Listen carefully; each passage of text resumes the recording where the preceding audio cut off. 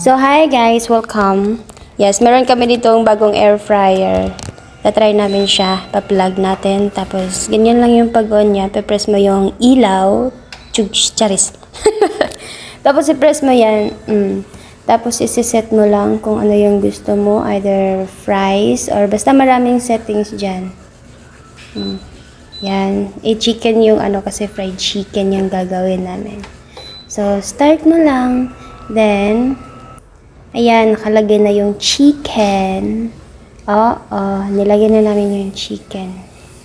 40 minutes pala siya. Then, 180 degree yung kahit niya. Tapos, ganyan na yan siya. After mga ilang minutes. Yan. So, 25. After 15 minutes. Yeah. Tapos, ayun na siya doon. Nakikita niyo ba? Ganda na. Maganda na siya tingnan after 18 minutes. 18? Basta, yan. Oo, yan na yan. Basta. Tingnan nyo na lang yung oras. Kayo na magbilang ba naman yan? Bibilangin ko pa ba yung oras? Basta tingnan nyo na nga lang dyan. Diba? Basta naka-marinate na yung for fried chicken. Tapos isala nyo lang siya dyan. Then yan. Nadilim.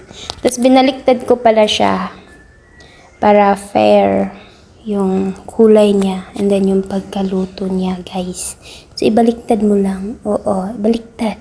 And then, ayan. 1 minute na lang. 1 minute na lang.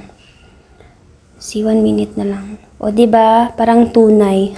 Tunay naman talaga. First time namin sinubukan yan. Pero tunay. Tunay. Yeah. So, ayan na po siya. Malapit na siyang mag-end. End of the month. Charis.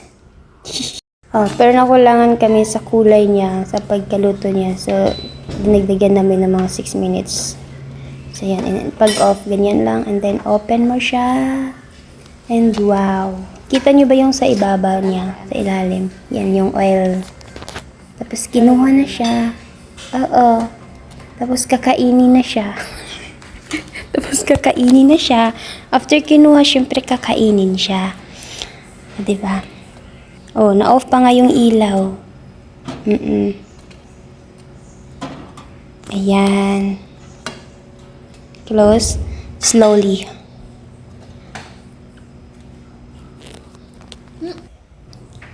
Then, yan na yung finished product. Finish